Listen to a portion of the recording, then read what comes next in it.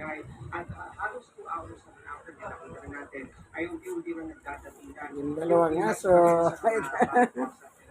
Pero meron pa rin ang mga nasa nanatili sa area ng mga polling precincts. Pero ang sabi sa atin ng election officer ng Marawi City ay talagang inaasahan nila na magdadatingan ito simula ngayon. Anytime ngayon ay magpapasukan na dito sa munisipyo. So, sa punto nito, makakasama natin yung election officer ng Marawi City, si Attorney Arpaisa Manulog. So, hindi kayo pagod na pagod. So, gusto namin malaman yung report sa inyo on the ground. Bakit po, medyo mabagal ba kung may tutuloy yung pagpasok nito?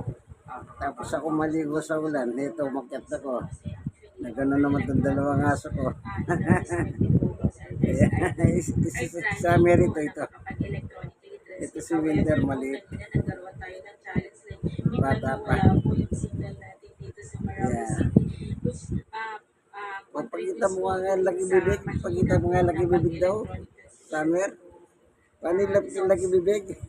Kanina ma'am, sige nga. karoon ng ilang incidents, no? And you were there nung kayo nga personally nag-deliver ng footage sa ACM.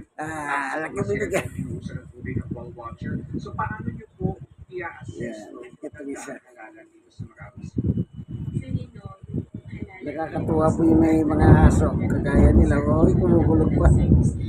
Kulog. Oy. Yan. But of course, no, thankful pa rin tayo sa ating security sectors ng PNP kasi control naman po nila yung buong situation dito sa Marawi City kung matter na kung ano yung gulo na nangyari. Kanina po nga may nagtanong ng tungkol sa disenfranchisement. Naramdaman niyo ba yun after ng gulo? I'm sure na meron kayong mga kinausap ng mga security sector. Ganun din ba ang feedback sa Lagi-bibig. Malay po sila si Cho, mababait sila. Hindi sila pango.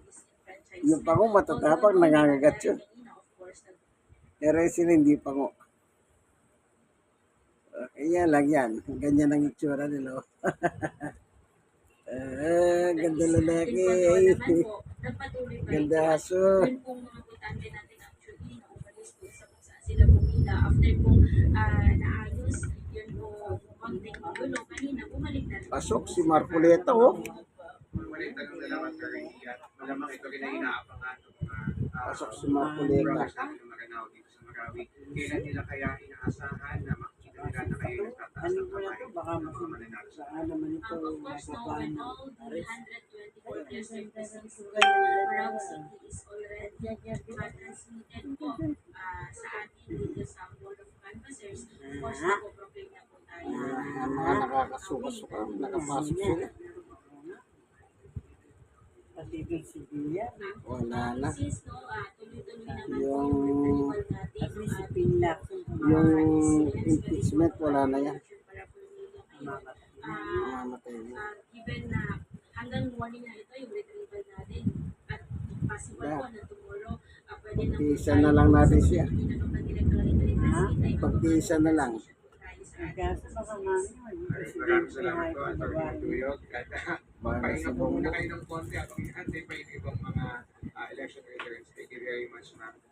So, yun, Zen, Adrian at Tony, no, malinaw na hindi natatapos yung trabaho sa pagsasaka ng halalan dahil hanggang sa mga oras na to, tuloy-tuloy pa rin At talaga least pumasok yung dalawa. pagkakabaho. Hindi lang Si ng Bam Aquino at saka si Pangilinan. At yung mga pulis ay hindi nagbibigay ng matinding security dahil nga hindi biro, no, ito na yung resulta ng halalan na syempre nakita rin natin sa loob yung mga teachers na wala pa yung tulog sila mga gabi ay sila pa rin talaga yung pupunta dito para i-deliver at buhatin yung mga election para per area. So siguro bukas malalaman na natin kung sino yung mga nanalo dito sa Marawi. So yan muna ang pinakaling balikan. Nanonood po kami ng ano.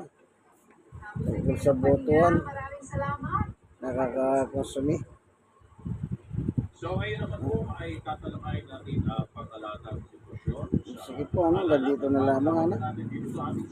At least, tapos ko lang maligo sa ulan.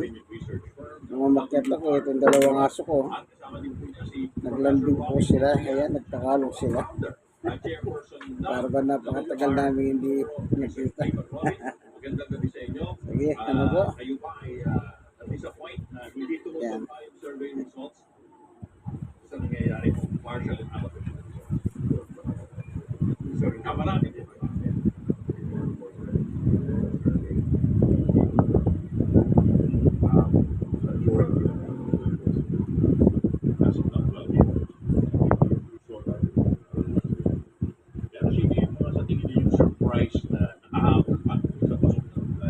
I think very important din na lagi natin pinapaalala, di ba?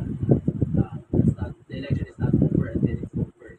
I remember the time na diniscuss namin dito sa network yung aming pinako survey with Karen. Nakatingin sa akin niya. Ito na ba? Kasi paalala din natin. Close yung conversation. Kasi ang Ano mga surveys ay napaka-husay niya na mag-measure ng mga market votes. Ito yung mga votes na batay doon sa Napakabait po nilang aso. tingin natin sa mga market votes ay Maging dalawang aso mo. Si Samer, yan. kanilang mga Ito naman si Wonder, yan. pero halimbawa yung isa sa Pareho silang mabait. pricing performance sa ating partial and partial results ay Naglambing na naman po sila. Parang hindi sila nahihirapan. At kung meron Pakiramdam sila. Pinapilda talaga na. laman ng social media ng mga nagdadala ng mga sample ballots from the crowd. Kung at nakikita sila yung mga na medyo nag-pick up ng mga maraming surprising na sample ballots. At ang ibig sabihin nun ay nakakakuha sila ng ground or command sa local leaders, mayor, governor, merong malaking diskusyon sa pag-endorse din kay Mama Kino ng INC, for example. So, ito nagmamatter to in the final weeks of the campaign. Dito sa lagay na to, final days, actually, nag-matter pa din pala.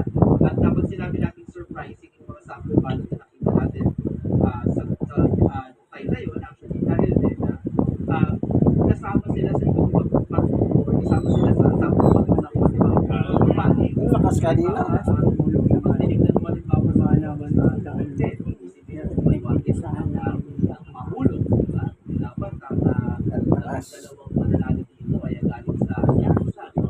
Pero sa last na check ko, 70% ng election voters yung sa partial and official, mula sa pang-anim si Pangulo.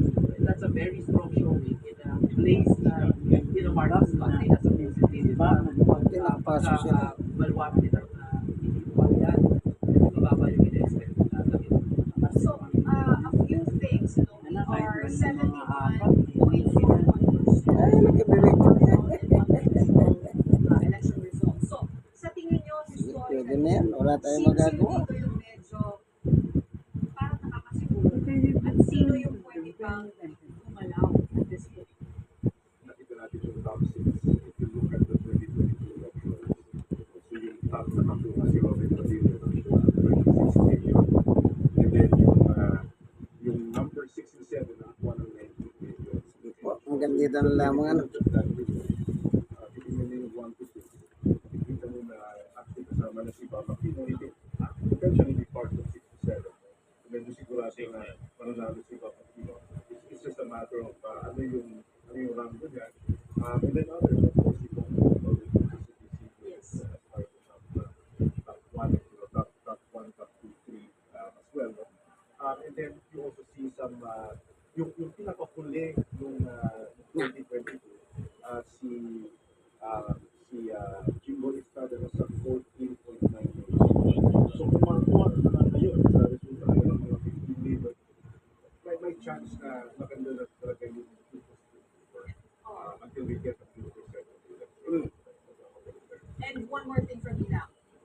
Senator Like, share po tayo. 24 million. Kung inyong kaibigan, Jesus, Brother Manny Bautista. God bless us all po.